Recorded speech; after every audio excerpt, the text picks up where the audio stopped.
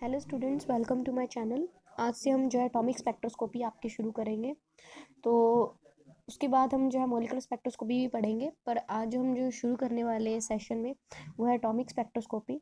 तो सबसे पहले हम पढ़ते हैं इंट्रोडक्शन ऑफ अर्ली ऑब्जर्वेशन। देखो, सबसे पहले जो ये सब स्पेक्ट्रोस्कोपी है ये कहाँ से आया था, इसका ओरिजिन कहाँ से हुआ था। तो इसका ओरिजिन जो है सबसे पहले जो हुआ था वो सर आइजैक न्यूटन ने इनका ऑब्जर्वेशन किया था। तो उन्होंने देखा, जब भी उन्होंने देखा कि उन्होंने जो है एक वाइट लाइट को जो है प्रिज्म में से पास किया। जब उन्होंने वाइट लाइट को प्रिज्म में से पास किया तो उन्होंने देखा कि जो वाइट लाइट है after passing through the prism get splitted into 7 different colours.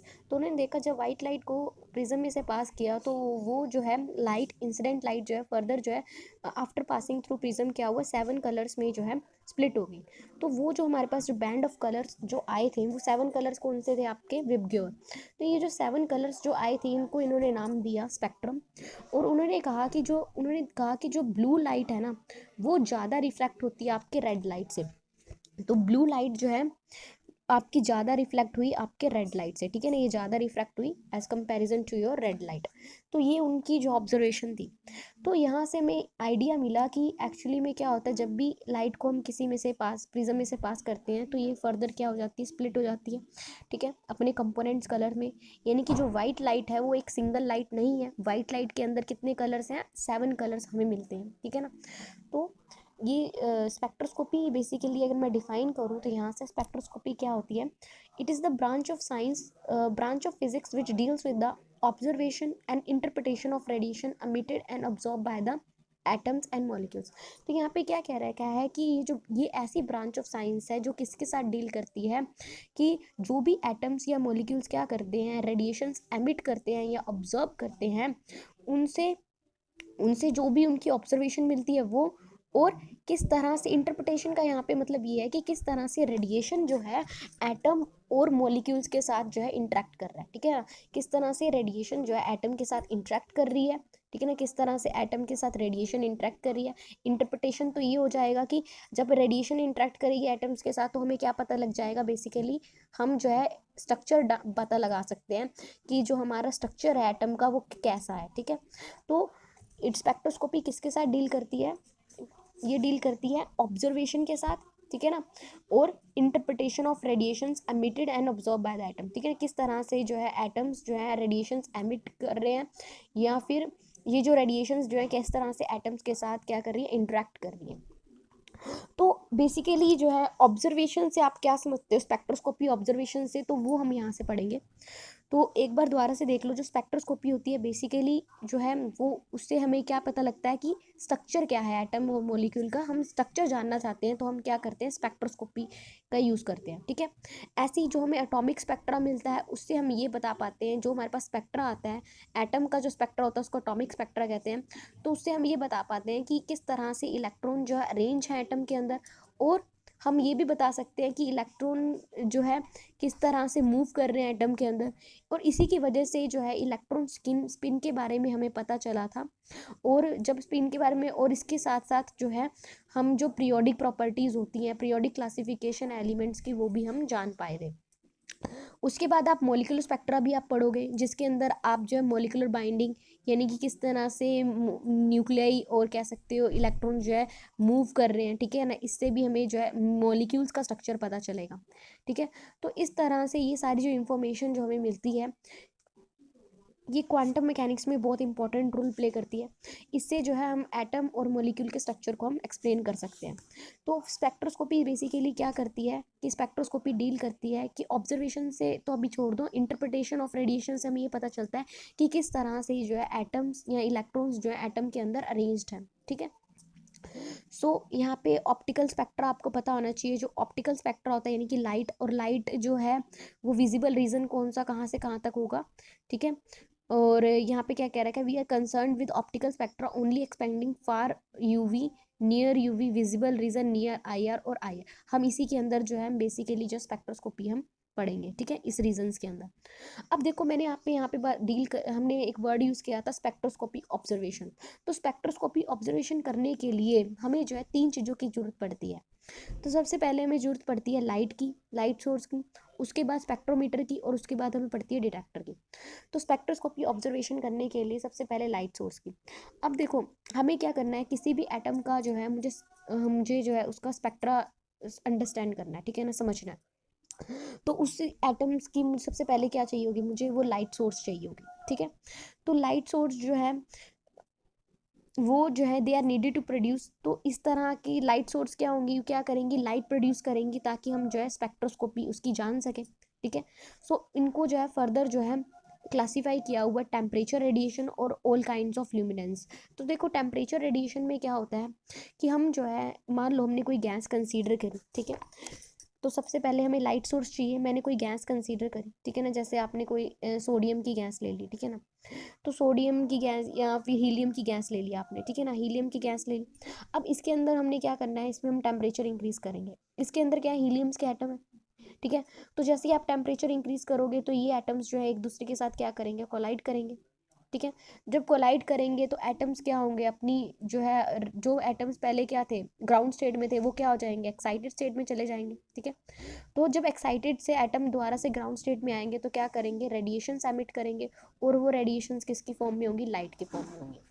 तो यहाँ से हमें जो लाइट सोर्स हम कोई सा भी ले सकते हैं, हमने क्या करना है, बस उसके अंदर जो है जो भी हम ले रहे हैं गैस या वेपर्स, तो उसके अंदर जो है हम क्या कर रहे हैं, टेम्परेचर इंक्रीज करके जो है उसको किस में कन्वर्ट कर रहे हैं, उसमें से क्या कर रहे हैं, लाइट निकाल रहे हैं, ठीक है, ताकि एटम्स को लाइट करें। एक तो ये तरीका है कि लाइट लेके आने का, ठीक है, लाइट प्रोड्यूस करने का। एक तरीका क्या है कि डिफरेंट काइंड ऑफ ल्यूमिनेंस। इसमें क्या होता है कि आपने क्या करना है, जो एटम्स है मान लो, ठीक है, इसके अंदर जो है आपने इलेक्ट्रिक डिस्चार्ज करा दिया, ठीक है। इलेक्ट्रिक डिस्चार्ज का काम क्या है यहाँ पे, इलेक्ट्रिक डिस्चार्ज मतलब क्या, करंट पास करा आपने इसमें से। जब करंट पास करोगे तो जब इलेक्ट्रिक डिस्चार्ज कराओगे, जब आप कुछ वोल्टेज इसमें से डालोगे, इसको मैंने कुछ वोल्टेज दे दी, ठीक है ना, ये मान लो कोई हमारे पास एटम्स थे, इसको मैंने कुछ वोल्टेज दी। तो वोल्टेज देने की वजह से जो इलेक्ट्रॉन्स होंगे ना एटम के, वो क्या होंगे, बहुत तेजी से मूव करेंगे, कुछ काइनेटिक एनर्जी ऑक्यूपाई कर लेंगे, और ये इलेक्ट्रॉन्स फर्दर जो है एटम्स के साथ क्या करेंगे, कोलाइड करेंगे, और उन एटम्स को क्या कर देंगे, एक्साइट कर देंगे। तो जो एटम्स के मतलब इलेक्ट्रॉन्स एक्साइट हो जाएंगे, इलेक्ट्रॉन्स जब ग्राउंड स्टेट में आएंगे तब भी क्या करेंगे, रेडिएशंस पास करेंगे, रेडिएशन निकालेंगे, और वो किसकी फॉर्म में होगा, आपका लाइट की फॉर्म में होगा। ये तो था इलेक्ट्रोल्यूमिनेंस, इसको क्या कहते हैं हम, इलेक्ट्रोल्यूमिनेंस। ऐसे ही हमारे पास और भी तरीके हैं, आप केमिकल ल्यूमिनेंस भी करा सकते हो, ठीक है। तो यहाँ पे मैंने इलेक्ट्रिक डिस्चार्ज की बात करी है। तो इलेक्ट्रिक डिस्चार्ज में बेसिकली क्या होता है कि हम जो है आर्क या फिर हम क्या करते हैं, स्पार्क प्रोड्यूस करते हैं, ठीक है। तो या फिर आप कह सकते हो कुछ वोल्टेज देते हैं, या हाई फ्रीक्वेंसी या लो फ्रीक्वेंसी से हमें क्या मिल जाती है, आप उसको जो भी डिस्चार्ज दे रहे हो, ठीक है। तो ये जो है उससे हमें जो एमिशन होगा वो कौन सा होगा, आपका इलेक्ट्रोल्यूमिनेंस होगा। तो इसमें क्या होता है, इलेक्ट्रॉन्स जो है वो कोलाइड करते हैं, ठीक है ना, इलेक्ट्रॉन्स एक्साइट हो जाते हैं, और इलेक्ट्रॉन्स फिर फर्दर जो है अप्लाइड वोल्टेज से बहुत तेजी से मूव करते हैं, और क्या करते हैं, और एटम्स के साथ कोलाइड करते हैं, और इलेक्ट्रॉन्स को क्या करते हैं, एक्साइट करते हैं। आफ्टर एक्साइटेशन जब वो ग्राउंड स्टेट में आते हैं तो क्या करते हैं, लाइट एमिट करते हैं। उसके बाद है ये मैंने कहा था कैमी लुमिनेंस भी होता है। इसमें क्या होता है कि आप जो है केमिकल रिएक्शन के अंदर जो है एनर्जी पास करके, ठीक है ना, जब एनर्जी आप पास करते हो केमिकल रिएक्शन के अंदर तो वो किस में कन्वर्ट हो जाती है, आपकी लाइट में कन्वर्ट हो जाती है। सो केमिकल रिएक्शन जो है जैसे NaCl2 जो है वो क्या हमें देता है, इसकी अगर आप रिएक्शन कराओगे तो हमें क्या मिलेगी, लाइट मिलेगी, ठीक है। इसके बाद है फ्लोरेसेंस। फ्लोरेसेंस आपको पता है कि इसमें भी हम क्या करते हैं कि जो है light excitation by absorption of light, for example iodine vapour. तो ये सारे जो हैं आयोडीन वेपर, ये किसका एग्जांपल है, फ्लोरेसेंस का। फ्लोरेसेंस में क्या होता है बेसिकली, जैसे एटम्स एक्साइट हुआ, ठीक है ना, लोअर स्टेट में आएगा उसका वो जल्दी आ जाता है फ्लोरेसेंस में, ठीक है ना, शॉर्ट लिव्ड होती है एक्साइटेड स्टेट।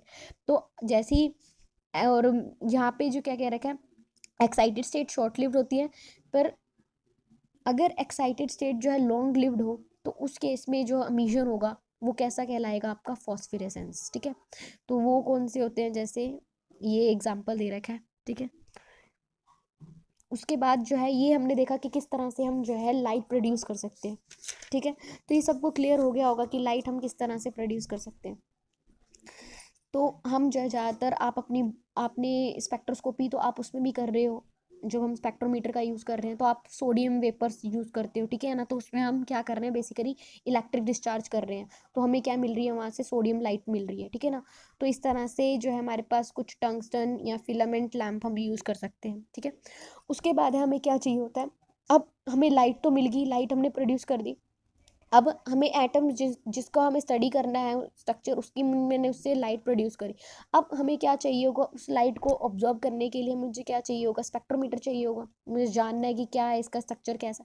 तो जो स्पेक्ट्रोमीटर जो हम यूज़ करते हैं वो क्या करते हैं, अब देखो हम क्या करते हैं, जो स्पेक्ट्रोमीटर का जो हेल्प से हम क्या करते हैं, लाइट सोर्स ली हमने, स्पेक्ट्रोमीटर की मदद से हम क्या करते हैं, स्पेक्ट्रोमीटर में हम क्या प्लेस करते हैं, आप देखते होगे स्पेक्ट्रोमीटर के अंदर या तो प्रिज्म प्लेस करते हैं, हम ग्रेटिंग प्लेस करते हैं। तो इनका काम क्या होता है, जो ये जो लाइट है ना, जैसे सोडियम लाइट आ रही थी आपके पास, जब हम ये स्पेक्ट्रम में से पास करेगी तो वो हमें क्या नजर आएगी, हमें कंपोनेंट्स में नजर आएगी, ठीक है। जैसे सोडियम की हमें 2 लाइन्स हमें मिलती हैं, 2 स्पेक्ट्रल लाइन्स हमें मिलती हैं, ठीक है ना। यानी कि ये बेसिकली स्पेक्ट्रोमीटर का काम क्या है कि ये जो है, जो बहुत सारी वेवलेंथ्स आ रही हैं उनको क्या कर देना, सेपरेट आउट कर देना, ठीक है। जैसे कि मान लो वाइट लाइट आप यूज़ कर रहे हो, ठीक है। सबसे पहले हमने सोर्स ले ली वाइट लाइट, आपने क्या किया, यहाँ पे स्पेक्ट्रोमीटर लगाया, इसमें से पास किया। स्पेक्ट्रोमीटर बेसिकली क्या यूज़ करते हो, यहाँ तो प्रिज्म यूज़ करोगे, यहाँ क्या करोगे, ब्रेटिम। तो इनका काम क्या है कि हमारे पास वाइट लाइट में तो बहुत सारी वेवलेंथ्स थी, ठीक है ना, सारी क्या थी, कंटिन्यूस थी। तो स्पेक्ट्रोमीटर की मदद से क्या हो जाएंगी, हमें हर वेवलेंथ की हमें क्या नज़र आती है, आपको एक स्पेक्ट्रल लाइन नज़र आती है। तो हर स्पेक्ट्रल लाइन जो है वो क्या होती है, हर एक की क्या होती है, डिफरेंट वेवलेंथ होती है। तो इसका काम क्या है स्पेक्ट्रोमीटर का, इसका काम ही यही है कि जो सेपरेट करना, किसके वेवलेंथ कंपोनेंट्स को सेपरेट करना, ठीक है ना। जो एमिशन या ऑब्जर्प्शन स्पेक्ट्रा में से जो है लाइट जो निकल के आ रही है, उसके जो कंपोनेंट्स हैं उनको क्या करना, अलग अलग करना, ठीक है। तो यहाँ पे जो हम यूज़ करते हैं जैसे कि रिफ्रैक्शन हो गया, डायफ्रैक्शन और इंटरफेरेंस ऑफ लाइट, ठीक है, ये इसके ऊपर बेस्ड होता है। रिफ्रैक्शन वाला जो प्रिंसिपल है वो कौन यूज़ करता है, आपका प्रिज्म स्पेक्ट्रोमीटर यूज़ करता है। अगर हमें डायफ्रैक्शन करवानी है तो हम कौन सा यूज़ करेंगे, ग्रेटिंग यूज़ करेंगे। तो ये दोनों किसके ऊपर डिपेंड कर रहे हैं, वेवलेंथ के ऊपर, पर अपोजिट साइंस में। जैसे कि अगर आप वेवलेंथ ज़्यादा करोगे तो रिफ्रैक्शन कम होती है, अगर वेवलेंथ ज़्यादा होगी तो डायफ्रैक्शन ज़्यादा होगी। तो ये दोनों एक दूसरे के अपोजिट हैं। तो आप जो यूज़ कर रहे हो स्पेक्ट्रोमीटर जो इस प्रिंसिपल के ऊपर बेस्ड है, वो कौन से, आपके फोरियर ट्रांसफॉर्म स्पेक्ट्रोमीटर, ठीक है, ये बहुत ज़्यादा इफेक्टिव है। अब देखो हमारे पास वेवलेंथ आ गई, ठीक है ना। अब हर इसने क्या कर दिया कि वेवलेंथ्स को सेपरेट आउट कर दिया। अब वो सेपरेटेड वेवलेंथ्स को हमें ऑब्जॉर्व भी तो करना है कि कहाँ पे आएंगी, ठीक है ना। आपने इसका काम क्या था, इसका काम ये था कि हमारे पास जो भी लाइट आई है, जो भी लाइट है, जैसे वाइट लाइट अगर हमने कंसीडर किया, तो स्पेक्ट्रोमीटर लगा के, चाहे प्रिज्म वाला स्पेक्ट्रोमीटर, इन्होंने क्या किया कि वेवलेंथ को सेपरेट कर दिया, ठीक है। अब वेवलेंथ को सेपरेट तो कर दिया, अब हमें स्पेक्ट्रम भी तो चाहिए, कहीं पे आए भी तो उसके लिए जो है डिटेक्टर हमें चाहिए होता है, ठीक है ना। तो बहुत सारे जो है डिटेक्टर्स हम यूज़ करते हैं, ठीक है ना, बहुत सारे फोटो डिटेक्टर्स हैं। तो डिपेंड करता है उनका रिस्पॉन्स टाइम क्या है, कितने सेंसिटिव है, कितनी जैसी डिस्चार्ज होगा, क्या हमें फटाफट वो उसकी हर एक की हमें जो है वेवलेंथ मिल जाएगी, ऐसी एफिशिएंसी तो कितनी अच्छी है कि किस तरह से वो जो स्पेक्ट्रल लाइंस हमारे पास जो आ रही हैं, डिफरेंट स्पेक्ट्रल लाइंस, उनको कितनी एफिशिएंटली सेपरेट कर रहे, अलग अलग दिखा रहे हैं।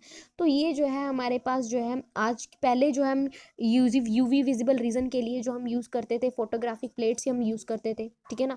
फिर मॉडर्न टेक्निक्स आई जैसे फोटो मल्टीप्लायर, ये सब कुछ ऐसी। अब आईआर रीजन के लिए जो है 3 ब्रॉड, देखो अगर आईआर रीजन का हमें कोई स्पेक्ट्रम मिल रहा है तो 3 ब्रॉड कैटेगरी, 3 ब्रॉड रेंज होती हैं आईआर रीजन के अंदर, हमें पता है, नियर आईआर, मिड आईआर और फार आईआर। सो नियर आईआर के लिए जो हम यूज़ करते हैं फोटो इलेक्ट्रिक सेल्स यूज़ करते हो, फोटोग्राफी प्लेट्स आप यूज़ कर सकते हो, ये सारे बहुत इफेक्टिव हैं। मिड के लिए हम जो यूज़ करते हैं वो पीबीएससी, ठीक है ना, इस तरह से ये सेल्स हम यूज़ कर सकते हैं। और फार आईआर्स के लिए हम थर्मोपाइल्स हम यूज़ करते हैं, ठीक है ना। और डॉप्ड जर्मेनियम और सिलिकॉन भी ये जो है बहुत इफेक्टिव है।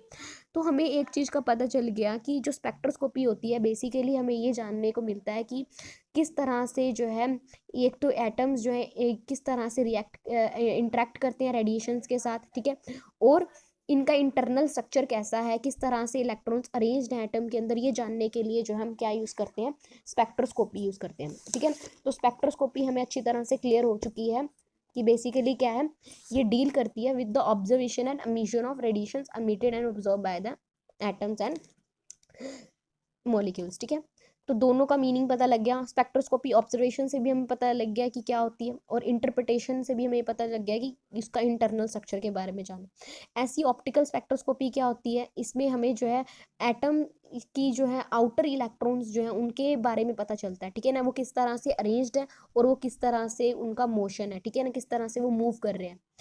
एक्सरे स्पेक्ट्रोस्कोपी किसके साथ डील करती है, जो एटम के इंटरनल इलेक्ट्रॉन्स होते हैं उनके साथ डील करती है, ठीक है ना, उनकी किस तरह की अरेंजमेंट है और किस तरह से वो मूव कर रहे हैं एटम्स के अंदर। तो हम जो है दो तरह स्पेक्ट्रोस्कोपी फर्दर दो में क्लासिफाइड है, ऑप्टिकल एंड एक्सरे। स्पेक्ट्रोस्कोपी क्या कि एटम के जो है किस तरह से इलेक्ट्रॉन्स अरेंज्ड है एटम के अंदर वो जानना, ठीक है। लेकिन एटॉमिक अब इलेक्ट्रॉन्स भी तो दो तरह के, आउटर इलेक्ट्रॉन्स, मान लो आउटर इलेक्ट्रॉन्स कौन से होंगे, जैसे ये न्यूक्लियाई है, यहाँ पे जो इलेक्ट्रॉन है दैट इज कोर इलेक्ट्रॉन, जो बहुत पास होते हैं आपके, ठीक है। और जैसे जैसे हम शेल्स बढ़ाते जाएंगे वैसे वैसे जो है इलेक्ट्रॉन्स दूर होते जाएंगे। तो ऑप्टिकल स्पेक्ट्रोस्कोपी जो आउटर इलेक्ट्रॉन्स है इनके साथ डील करती है, इनकी अरेंजमेंट के साथ डील करती है, कैसे अरेंज्ड है।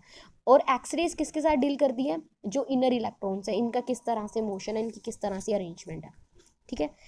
अब देखो हमें यहाँ तक पता चला कि सर आइजैक न्यूटन ने क्या बोला कि जैसे ही आप रेडिएशंस पास करोगे प्रिज्म में से तो हमें क्या मिल जाएगा, स्पेक्ट्रोस्कोपी, हमें स्पेक्ट्रम मिलेगा। तो ऐसे ही जो है यहाँ पे फ्रॉनहोफर थे इन 1814 में, उन्होंने क्या किया, उन्होंने जो है सोलर स्पेक्ट्रम स्टडी किया, ठीक है ना, उन्होंने जो है सन का जो है स्पेक्ट्रम स्टडी किया कि सन के अंदर कौन कौन सी लाइट्स प्रेजेंट है। तो उन्होंने देखा कि ना सन, जब सोलर स्पेक्ट्रम उन्होंने स्टडी किया तो उन्हें कुछ डार्क लाइन्स नजर आई, ठीक है ना। तो उन्होंने देखा कि कुछ जो है डार्क लाइन्स उन्हें मिली। और वो जो dark lines in the sense यहाँ पे ये है बच्चे कि जैसे कि स्पेक्ट्रम हमें मिला, कुछ तो उन्हें लाइंस नजर आई और कुछ बीच बीच में क्या हमें कुछ नहीं नजर आया, डार्क लाइंस, डार्क उसे कहते हैं, डार्कनेस, ठीक है ना। तो उन्हें सोलर स्पेक्ट्रम में कैसा मिला कि कुछ उन्हें डार्क लाइंस नजर आई, तो उन्हें बहुत सारी डार्क लाइंस नजर आई सोलर स्पेक्ट्रम के अंदर। और उसके बाद उन्हें जो है कुछ जो विजिबल रीजन के अंदर जो लाइट्स होती है ना उन्हें वो भी नजर आई, ठीक है ना। ये जो सारा बीच वाला हिस्सा ये तो उन्हें डार्क नजर आया, पर कुछ ऐसी जो है प्रोमिनेंट लाइंस जो नजर आ रही थी, जो किस में लाई कर रही थी, विजिबल रीजन में। यानी कि जो लाइंस हमें विजिबल रीजन के अंदर भी मिल रही थी, यानी कि जो व्हाइट लाइट से भी हमें जो लाइंस मिल रही थी जब हमने स्पेक्ट्रम देखा, तो वैसी लाइंस हमें जो है इनके सोलर स्पेक्ट्रम में भी नजर आई। तो उन्होंने उन लाइंस को क्या नाम दिया, फ्रॉनहोफर लाइंस नाम दिया। ये चीज़ बहुत इंपॉर्टेंट है, ये चीज़ अच्छे तरह से समझ लेना कि क्या कह रहा है कि जो व्हाइट लाइट से जो हमें प्रिज्म में से जब पास किया तो हमें उसका स्पेक्ट्रम जो मिला उसमें क्या मिला, विबग्योर मिला हमें, ठीक है। ऐसी फ्रॉनहोफर ने क्या किया था, सोलर स्पेक्ट्रम यानी सन का स्पेक्ट्रम उन्होंने जानने की कोशिश की। तो उन्हें जो है बहुत सारी तो डार्क लाइंस नजर आई, डार्क लाइंस वो जो कुछ नजर नहीं आया, और कुछ बहुत ही ज्यादा प्रोमिनेंट लाइंस उन्हें नजर आई। और वो लाइंस जो सेम थी जो विजिबल रीजन के अंदर हमें मिलती है, यानी कि जो हमें व्हाइट लाइट से हमें मिली थी, यानी कि जो विजिबल रीजन वाली लाइंस थी, तो उन्होंने उसको क्या नाम दिया, फ्रॉनहोफर लाइंस नाम दिया। तो वो कौन से थे, उन्होंने इन सब को जो प्रोमिनेंट जो दिखाई दे रही थी ना लाइट विजिबल रीजन के अंदर, उनको 8 लेटर से दिखाया। तो उन्होंने कहा ABCDEFGH, ये 8 लेटर से उन्होंने दिखाया। और आप देखोगे कि ये जो सारी की सारी लाइंस आई ना, इनकी वेवलेंथ जो है ना वो किसके अंदर लाई कर रही थी, आपके विजिबल रीजन के अंदर लाई कर रही थी, ठीक है। फिर उसके बाद ये कुछ चीज़ें एक्सप्लेन होती गई। उसके बाद जो है हमारे पास क्या हुआ, उन्होंने कहा, उसके बाद जो है किरचॉफ आए और बंसन आए। इन्होंने क्या कहा, उन्होंने भी सेम जब सोलर स्पेक्टर, इन्होंने क्या किया, स्पेक्ट्रा स्टडी किया किसका, स्टार्स का। तो उन्होंने जब स्टार्स का स्पेक्ट्रा स्टडी किया, यानी कि स्टार से पास होने वाली लाइंस, जो स्टार से पास होने वाला जब स्पेक्ट्रस देखा कि जब रेडिएशन स्टार्स में से पास होके आती हैं तब कैसा स्पेक्ट्रा मिलता है, तो उन्होंने देखा तब भी उन्हें जो है जैसी डार्क लाइंस इसमें नजर आ रही थी फ्रॉनहोफर में, वैसी ही उन्हें डार्क लाइंस नजर आई और वैसी उन्हें जो है ब्राइट लाइंस नजर आई। सो एक हम ये भी कह सकते हैं, देखो फ्रॉनहोफर में जो डार्क लाइंस नजर आई थी, इन्होंने एक्सप्लेनेशन दी थी इस चीज की कि जो हमारे सन में से जब रेडिएशंस आती है ना अर्थ के पास, तो वो जो है बहुत सारी जो है, जैसे सन से जो भी रेडिएशंस आ रही है वो बहुत सारी जो है लेयर्स में से पास करती हैं। और वो सारी लेयर्स कौन सी होती हैं, गैसियस लेयर्स होती हैं। तो जब गैसियस लेयर्स में से जो है वो रेडिएशंस जो क्या करती हैं, पास होके फिर अर्थ पे आती हैं। तो जब इनमें से पास होके आती हैं तो उस केस में हमारे पास क्या हो जाता है कि उस केस में क्या हो जाता है, ये जो एटम्स होते हैं ना, गैसीज एटम, ये क्या करते हैं, रेडिएशंस को ऑब्जॉर्ब करते हैं, ठीक है ना। यानी कि ये लेयर्स भी क्या करती हैं, ऑब्जॉर्ब करती हैं रेडिएशंस को। फिर उसके बाद उसमें से पास होने वाला जो हमें स्पेक्ट्रम मिलता है वो इस तरह का होता है, और इसको क्या नाम दिया है इन्होंने, अब्जॉर्प्शन स्पेक्ट्रम। ऐसे ही मैंने आपको बता दिया कि किरचॉफ ने भी जो उन्हें को भी same dark and bright lines मिली थी। उसके बाद इन्होंने क्या बोला कि इन्होंने बोला कि हर एटम की ना एक जो है हर एटम की ना क्या होती है, it was discovered any given spectral line defined by its wavelength is characteristics of that of type of that atom. तो यहाँ पे क्या कह रहा है, क्या है कि हर स्पेक्ट्रल लाइन जो है ना वो किससे रिप्रेजेंट होगी, आपकी वेवलेंथ से रिप्रेजेंट होगी, और वो किसकी है, आइडेंटिटी रहेगी आपकी हर एटम की, ठीक है ना। हर एटम की एक करेक्टरिस्टिक प्रॉपर्टी है कि हर एटम जो है अपने में से क्या करेगा, स्पेक्ट्रल लाइन्स हमें देगा, और उनकी क्या होगी कि डेफिनेट जो है क्या होंगी, वेवलेंथ्स होंगी। उसके बाद 1885 में इसी चीज़ को ही आगे बढ़ाते हुए बेल्मर ने क्या बोला, बेल्मर ने फिर से जो है हाइड्रोजन का इसका इलेक्ट्रिक डिस्चार्ज करवाया हाइड्रोजन का गैस का। तो उसके बाद उन्होंने उसको वही प्रिज्म में से पास किया होगा, तो उन्हें स्पेक्ट्रल लाइन्स नजर आई होंगी, तो उन्हें जो है बहुत सारी जो है वेवलेंथ की जो है स्पेक्ट्रल लाइन्स उन्हें नजर आई थी, ठीक है। तो उसको उन्होंने एक सिंपल एम्पेरिकल फॉर्मूला से लिखा था। तो ऐसे ही लेमन थे। तो ये जो है इस तरह से जो है ये जो सारा चीज़ हम पढ़ रहे हैं दैट इज़ बेसिकली क्या है, ये अर्ली ऑब्जर्वेशन। तो इस तरह से जो है स्पेक्ट्रोस्कोपी जो है हमारे पास आई थी। तो आगे वही कि हर एटम जो क्या कर रहा है, बेसिकली क्या करता है, ऑब्जर्व करता है रेडिएशंस को या एमिट करता है, ठीक है। तो मैंने आपको डिफरेंट वेज बता दिए हैं कि किस तरह से जो है क्या होता है प्रोसेस। तो हमें जो है इस तरह से जो है स्पेक्ट्रम में मिलता है। तो उसके बाद हमारे पास जो मोस्ट इंपॉर्टेंट स्पेक्ट्रा है, नेक्स्ट है मीजन स्पेक्ट्रा। तो spectra that is produce by a source of light which is directly examined by a spectroscope is called emission spectra. तो मीजन स्पेक्ट्रा में कब मिलता है, मान लो मेरे पास जो है कुछ मरकुरी गैस है, ठीक है। तो मरकुरी की गैस है, अब मैंने क्या किया, इसको हीटअप किया, तो इसके जो मॉलिक्यूल्स होंगे एक दूसरे के साथ क्या करेंगे, कोलाइड करेंगे। आफ्टर कोलिजन क्या होगा, ये जो एटम है वो कहाँ चले जाएंगे, लोअर स्टेट में आएंगे, और क्या करेंगे, रेडिएशंस एमिट करेंगे। और वो रेडिएशंस को मैं डायरेक्टली स्पेक्ट्रोमीटर के अंदर जो ऑब्जर्व कर लूँ, तो हमें जो स्पेक्ट्रम मिलेगा वो कौन सा होगा, आपका मीजन स्पेक्ट्रा, ठीक है। यानी कि आपने क्या किया, इसको हीटअप किया, आप मरकुरी वेपर लैंप लेते हो, उसमें क्या करते हो आप, टेम्परेचर, आप इलेक्ट्रिक डिस्चार्ज कराते हो, कुछ भी करा सकते हो आप। उसमें भी क्या होता है, एटम्स एक्साइटेड में जाते हैं और लोअर में आते हैं, क्या करते हैं, इसमें से हमें जो है व्हाइट लाइट देते हैं, और वो व्हाइट लाइट को आप डायरेक्टली क्या करते हो, या प्रिज्म में से पास करते हो, प्रिज्म में से पास करते हो तो हमें विबग्योर पैटर्न मिलता है। तो वो जो स्पेक्ट्रा है वो आपका कैसा है, अमीशन स्पेक्ट्रा। अब है नेक्स्ट। तो अमीशन स्पेक्ट्रा जो हमें कैसे मिल सकता है, आप टेम्परेचर बढ़ा के भी कर सकते हो, या फिर जितने भी लुमिनेंस के तरीके मैंने आपको बता ही दिए हैं, ठीक है ना। इलेक्ट्रोलुमिनेंस में आप क्या करते हो, इलेक्ट्रिक डिस्चार्ज करवाते हो, केमिकल ल्यूमिनेंस में क्या करते हो, केमिकल एनर्जी को लाइट में कन्वर्ट करते हो, ऐसे ही फोटोल्यूमिनेंस होता है, ठीक है। उसके बाद है हमारे पास अब्जॉर्प्शन स्पेक्ट्रा। इसमें क्या होता है हमारे पास कि हमने मान लो जो लाइट जो है मान लो कंटिन्यूस स्पेक्ट्रम में से आ रही है, इसको हम जो है ऑब्जॉर्बिंग लेयर के अंदर पास करते हैं। तो जब ऑब्जॉर्बिंग लेयर में पास करते हैं तो कुछ रेडिएशंस जो होती है वो मिसिंग होती है। जैसे कि मैंने मान लो मैंने क्या किया, यही सेम मैंने मरकुरी लैंप लिया, मैंने हीटअप किया, और क्या किया कि एटम्स को एक्साइट किया, और फिर वो लोअर स्टेट में आए, तो हर तरह की वो वेवलेंथ हमें दे रहे थे, ठीक है ना। हर तरह की वेवलेंथ को जो स्पेक्ट्रम में हमें मिल रहे हैं, हर तरह की वेवलेंथ को मैंने क्या किया, फर्दर ऑब्जॉर्बिंग लेयर में से पास किया।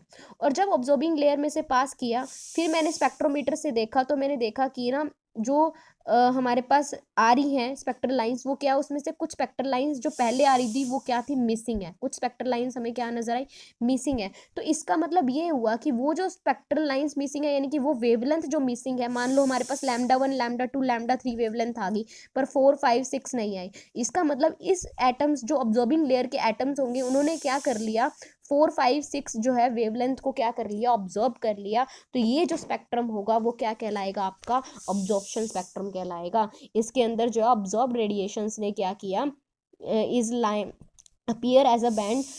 तो यहाँ पे क्या हुआ, ऑब्जॉर्ब रेडिएशन अपीयर, जो ऑब्जॉर्ब जो रेडिएशंस थी वो क्या हुई, एक लाइन की तरह में, बैंड की तरह नजर आई, ठीक है ना। तो ये जो है क्या कहलाता है आपको, एक ये जो स्पेक्ट्रम हमारे पास कहलाता है वो कैसा कहलाता है, ऑब्जॉर्प्शन स्पेक्ट्रम कहलाता है। क्योंकि इसमें जो रेडिएशंस थी वो क्या कर ली, जो सब्सटेंस हमने रखा हुआ था उसने क्या कर ली, कुछ रेडिएशंस को ऑब्जॉर्ब कर लिया।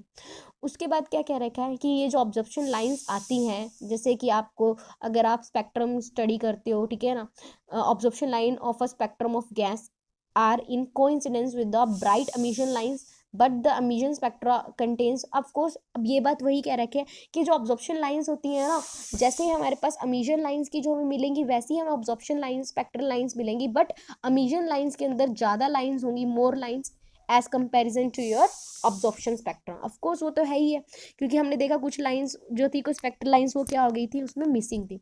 तो अमीशन स्पेक्ट्रम जो है उसमें ज़्यादा लाइंस होती है as comparison to your absorption spectrum, ठीक है। तो अमीशन और ऑब्जॉर्प्शन स्पेक्ट्रा आइडेंटिकल नहीं होते। तो यहाँ पे यही कह रखा है कि अब्जॉर्प्शन ऑफ कोल्ड वेपर, ये क्या करता है कि displace electron from normal to the ground state, ठीक है ना। तो यहाँ पे जो है जो वेपर्स होते हैं वो क्या करते हैं, इलेक्ट्रॉन को नॉर्मल से ग्राउंड स्टेट में क्या कर देते हैं, डिस्प्लेस कर देते हैं। तो यहाँ पे जो है एग्जाम्पल ऑब्जॉर्प्शन स्पेक्ट्रा के दे रखे हैं, जैसे सोलर स्पेक्ट्रा है। अब सोलर स्पेक्ट्रम मैंने आपको अच्छी तरह से बताया कि जो सन से जो है रेडिएशंस जो आती हैं वो डायरेक्टली नहीं आती। सन से जो रेडिएशंस आ रही हैं वो क्या होती है, बहुत सारी गैसेस ऑब्जॉर्प्शन लेयर में से पास होके हमें मिलती हैं, ठीक है ना।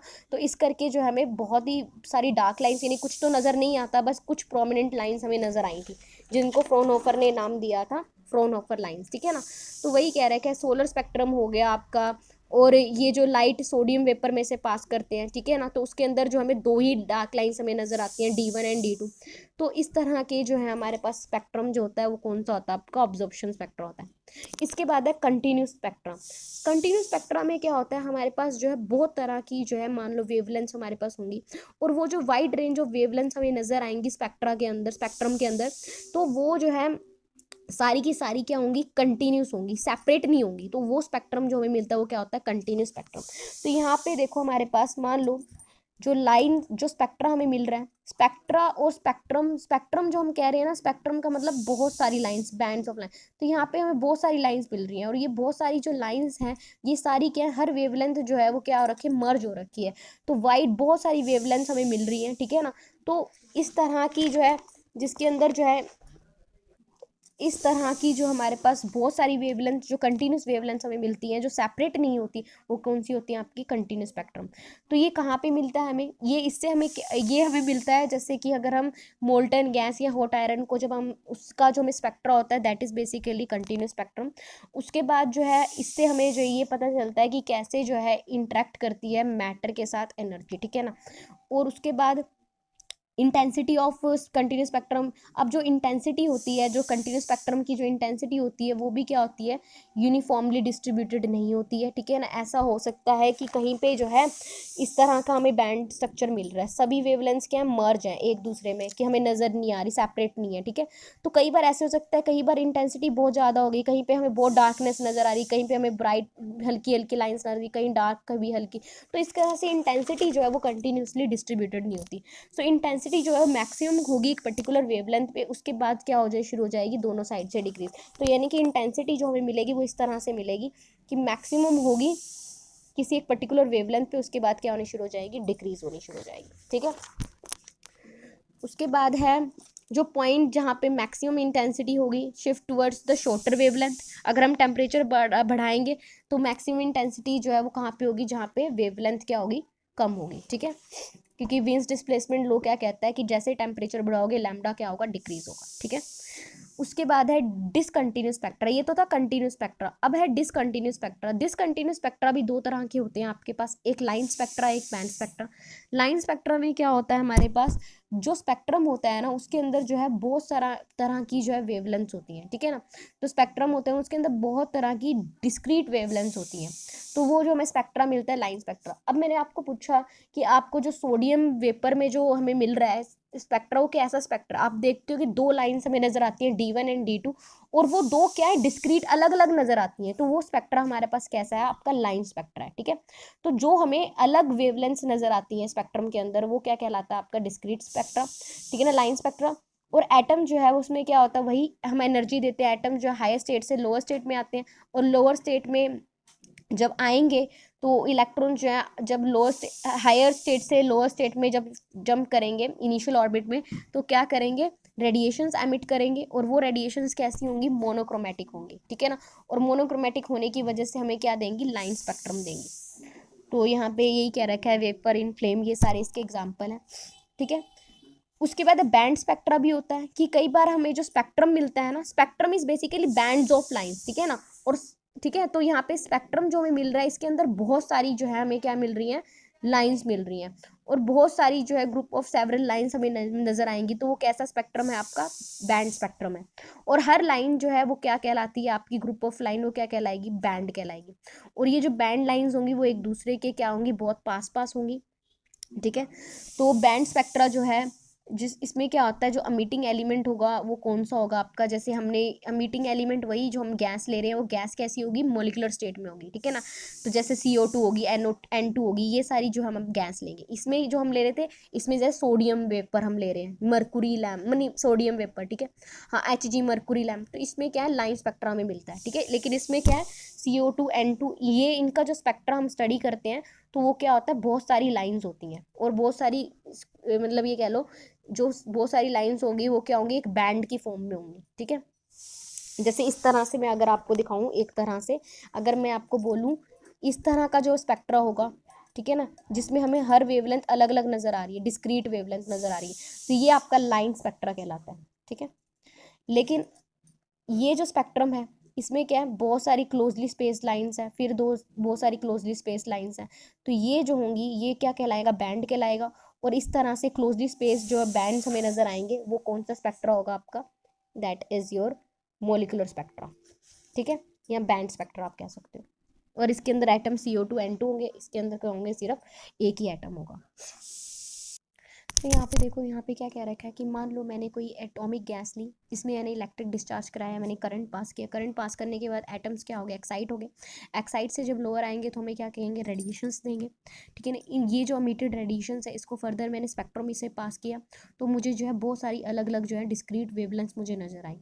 तो हर वेवलेंथ जो है वो कंपोनेंट क्या कहलाएगा आपका, स्पेक्ट्रल लाइन। तो ये एक कर्ली जो है स्पेक्ट्रल लाइन होती है, और ग्रुप ऑफ लाइंस क्या बना देती है, स्पेक्ट्रम, ठीक है ना। तो होल फैमिली क्या बना देती है, लाइन स्पेक्ट्रम या एटॉमिक स्पेक्ट्रम, ठीक है। तो यहाँ पे जो है मान लो हाइड्रोजन की गैस ली थी, हाइड्रोजन की गैस को जब मैंने हीट अप किया होगा, एक्साइटेड से जब लोअर में आए तो स्पेक्ट्रोस्कोपी में देखा तो मुझे इस तरह का जो है स्पेक्ट्रम नजर आया, ठीक है ना। तो ये हाइड्रोजन का स्पेक्ट्रम है, H alpha, H beta, H gamma, इस तरह से जो है मुझे वेवलेंथ नजर आई। तो यहाँ पे क्या कह रखा है कि यहाँ से हमें एक चीज़ क्लियर हुई कि जो एटॉमिक स्पेक्ट्रम होता है हाइड्रोजन का, उसके अंदर बहुत सारी हमें लाइंस मिलती हैं, और उनकी जो इंटेंसिटी जो होती है वो एक रेगुलर मैनर में क्या हो रही है, डिक्रीज हो रही है, ठीक है। तो जैसे कि सबसे पहले जो इंटेंसिटी देखो यहाँ पे, H अल्फा से जैसे ही हम H गामा जा रहे हैं, ये H डेल्टा, इस तरह से हम मूव कर रहे हैं, तो आप देख रहे होगे कि इंटेंसिटी जो है वो क्या होती जा रही है, डिक्रीज हो रही है, ठीक है। तो यहाँ के बाद जो है इंटेंसिटी क्या होगी आपकी, डिक्रीज हो रही है। तो यहाँ पे बेलमर ने जो एक एम्पेरिकल रिलेशन हमें दिया था, ये हम आगे पढ़ेंगे। तो nu bar is equal to R into this, ठीक है ना, 1/2² माइनस 1/n², ठीक है ना। तो ये जो है एम्पेरिकल फॉर्मूला हमें याद करना है, और जनरलाइज रिलेशन ये है, ठीक है। ये इससे हमें ये पता चलता है कि हमें जो है डिस्क्रीट लाइंस हमें मिली थी हाइड्रोजन के स्पेक्ट्रम के अंदर, ठीक है। तो वो जो हाइड्रोजन से स्पेक्ट्रम थे, वो जो सीरीज थी वो 1 से शुरू होके 6 पे एंड हुई थी। तो एंटायर स्पेक्ट्रम हम स्टडी करेंगे, फिलहाल के लिए एटॉमिक स्पेक्ट्रम का एक एग्जांपल दिया हुआ है आपको। आगे देखो वेव नंबर। अब देखो हम जो स्पेक्ट्रल लाइंस को हम क्या कर रहे हैं, एनालाइज कर रहे हैं। अब मैंने क्या मिला, स्पेक्ट्रल लाइंस में मुझे क्या मिलती है, डिफरेंट वेवलेंथ्स मिलती हैं। लेकिन हम वेवलेंथ्स का ना यूज़ करके जो है हम किसको स्टडी करते हैं, हम फ्रिक्वेंसी को स्टडी करते हैं। क्योंकि वेवलेंथ जो होती है ना वो मीडियम के साथ चेंज होती है। हर वेवलेंथ जो है हर बार जो है मीडियम के साथ चेंज होती है, लेकिन जो फ्रिक्वेंसी होती है वो कभी भी मीडियम के साथ चेंज नहीं होती, कि उसे फ़र्क नहीं पड़ता कि मीडियम कैसा है, ठीक है। तो यहाँ पे क्या कह रखा है, कई बार ऐसे भी हो जाता है कि मान लो वेवलेंथ हमारे पास क्या है, 6000 एंगस्ट्रॉम है, ठीक है। तो इतनी ज़्यादा वेवलेंथ को स्टडी करने के अगर मैं स्टडी करूँ तो उसके इसमें जो है फ्रीक्वेंसी क्या होगी, वो बहुत ज़्यादा होगी, ठीक है ना। तो फ्रीक्वेंसी भी बहुत ज़्यादा होगी, वेवलेंथ जाता है तो फ्रीक्वेंसी उससे भी ज़्यादा है। तो उस केस में हम क्या करते हैं, हम जो है फ्रीक्वेंसी को भी नहीं स्टडी करते, हम क्या करते हैं, वेव नंबर को स्टडी करते हैं। जब हम वेव नंबर को स्टडी करेंगे ना तो हमारे लिए कैलकुलेशन बहुत आसान हो जाती है, ठीक है। अब हमें इतनी बड़ी टर्म के साथ डील नहीं करना पड़ेगा 10⁻14 के साथ। तो क्योंकि हमें पता है वेव नंबर इज बेसिकली क्या है, रेसिप्रोकल आपका वेवलेंथ का या फ्रीक्वेंसी का, और किस में एक्सप्रेस होता है वो सेंटीमीटर इनवर्स में। तो हम जो है वेव नंबर का यूज़ करते हैं इंस्टेड ऑफ फ्रीक्वेंसी, ठीक है ना। तो फिजिकली जो है वेव नंबर को अगर मैं देखूं तो क्या है, कितनी नंबर ऑफ वेव्स हैं पर लेंथ के अंदर कितनी नंबर ऑफ वेव्स हैं, या कितनी नंबर ऑफ वाइब्रेशन है पर सेकेंड्स के अंदर, वो हमें फ्रीक्वेंसी देती है, ठीक है ना। और कितनी वेव्स हैं पर यूनिट लेंथ, ये जो है हमारे पास बेसिकली क्या है आपका वेव नंबर है, ठीक है। तो वेव नंबर जो है वो आपका इस वेव नंबर से अलग है, क्योंकि ये वेव लेंथ और ये वेव नंबर में डिफरेंस बहुत है, ठीक है, 2 पाई फैक्टर का डिफरेंस है। तो बेसिकली मैं आपको सिर्फ इतना बताना है मुझे इसके अंदर कि हम जो स्पेक्ट्रल लाइंस में हमें जो है डिफरेंट वेवलेंथ की हमें स्पेक्ट्रल लाइंस जो हमें नजर आती हैं, ठीक है, λ1 λ2, तो हम जो है वेवलेंथ को भी नहीं स्टडी करते, फ्रीक्वेंसी को भी हम स्टडी नहीं करते, हम किसको स्टडी करते हैं, वेव नंबर को स्टडी करते हैं। तो इससे हमारा जो नंबर है वो बहुत ही कम हो जाता है। तो वेव नंबर जो मान लो energy number, energy equivalent to, अब एनर्जी क्या है, दैट इज एच न्यू, और डेल्टा इज इक्वल टू क्या हो जाएगा यहाँ पे, एच सी बाय में lambda, nu is c by में लैम्डा, और 1 बाय में लैम्डा इज न्यू बार। तो एनर्जी मान लो मुझे निकालनी है 1 मीटर इनवर्स की एनर्जी मुझे निकालनी है, तो एमिटेड रेडिएशन की वेवलेंथ वेव नंबर क्या होगा, emitted radiation wave number is equal to, मान लो डेल्टा इज इक्वल टू हमारे पास क्या आ जाएगा, सी हमें पता है 3 × 10⁸, एच हमें पता है 6.6 × 10⁻34, न्यू बार हमें पता है 1। तो एनर्जी कितनी आ गई, 1 मीटर इनवर्स के कॉरस्पॉन्डिंग एनर्जी आ गई 1.9 × 10⁻25 जूल पर मॉलिक्यूल, ठीक है। ऐसी 1 सेंटीमीटर इनवर्स के लिए अगर मैं एनर्जी निकालूं तो भी मेरे पास कितनी आएगी, 10⁻23 जूल, क्योंकि यहाँ पे क्या हो जाएगा, 1 की जगह 100 हो जाएगा। ऐसे ही डेल्टा इन इलेक्ट्रॉन वोल्ट अगर मैं कैलकुलेट करूँ तो आप किससे डिवाइड कर दोगे, 1.6 × 10⁻19 से, तो ये आ जाएगा 1.2 × 10⁻4 इलेक्ट्रॉन वोल्ट। देखो, 1 electron volt is 8066 centimetre inverse, ये याद रखना। तो यहाँ पे अगर मैं 1 मोल के अंदर इतने मॉलिक्यूल्स हैं तो उस केस में डेल्टा ई क्या हो जाएगा, तो इसको आप क्या करोगे, एवोगैड्रो नंबर से मल्टीप्लाई कर दोगे, और अगर आपको कैल में आंसर चाहिए तो किससे डिवाइड कर दोगे, 4.18 से। तो डेल्टा ई कितना निकल के आ जाएगा, 2.858 कैल पर मोल, और 1 इलेक्ट्रॉन वोल्ट कितना निकल के आ जाएगा, 23.06 के कैल पर मोल। जो चीज़ें हम कर रहे हैं दैट इज वेव नंबर को एनर्जी इक्विवेलेंट के फॉर्म में लिख रहे हैं, ठीक है ना। वेव नंबर जो है किस तरह से, अगर एनर्जी 1 मीटर इनवर्स होगी तो उस केस में जो है एनर्जी मतलब वेव नंबर अगर 1 मीटर इनवर्स है तो एनर्जी उसके इक्विवेलेंट कितनी निकल के आती है। ऐसे ही अगर एक मॉलिक्यूल के अंदर इतने एवोगैड्रो नंबर है तो एनर्जी कितनी कम निकल के आ रही है, तो आप देख रहे हो 2.858, ठीक है ना। तो ये एक थोड़ा सा मैथमेटिकल ट्रीटमेंट है। मेन जो यहाँ पे फैक्टर जो हमारे लिए इम्पोर्टेंट था कि हम जो है इसके